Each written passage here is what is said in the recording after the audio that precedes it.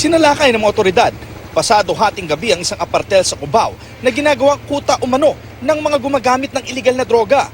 11 ang naaresto, kabilang ang 6 na driver at iba pang empleyado ng bus na babiyahe pa uwing Visayas ngayong araw.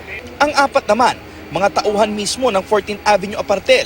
Ayon sa chairman ng Barangay Socorro, nakatanggap sila ng tip na may nagaganap na transaksyon ng iligal na droga sa naturang apartel.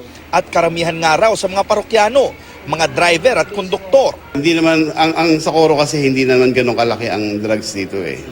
Karamihang nagkakaroon ng transaction dito, yung mga dayo lang talaga. 2 linggo raw minanmana ng mga otoridad ang naturang apartel bago isinagawa ang raid.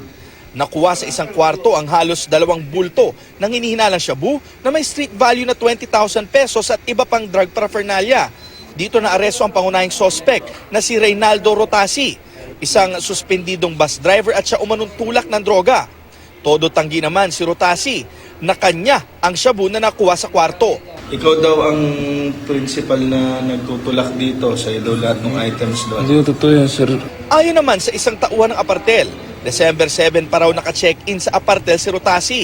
Hindi raw nila alam na may ganitong nagaganap. Pero ang mga naarestong roomboy, aminadong kasabwat sa kalakaran sa loob. Pinalapit lang po kasi kakilala ko rin naman po yung tao. Eh, hindi ko naman po akalain na gano'n. Hindi, gano'n na lang din po nangyari kaya. Gano'n po ang pagkakakala nila sa akin, sir. Pero yun lang po ang first time kong nagawa po yun. Maging ang mga naarestong driver at konduktor, aminadong gumagamit paminsan-minsan. Pero ang mga nakuha raw sa isinagawang raid, hindi raw kanila. Ba't kayo nandito? Ba't kayo hinuli? Sir, dito po kami nagpapahinga, sir. Galing sa biyahe, kararating lang po namin kaninang hapon. Tapos dito kami nagpapahinga.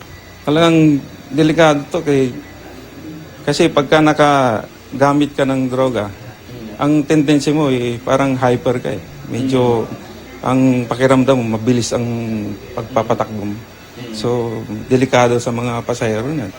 Dinala sa Camp Carril ang mga suspect na hinaharap sa kasong paglabag sa Comprehensive Dangerous Act of 2002. Jay Sabale, GMA News.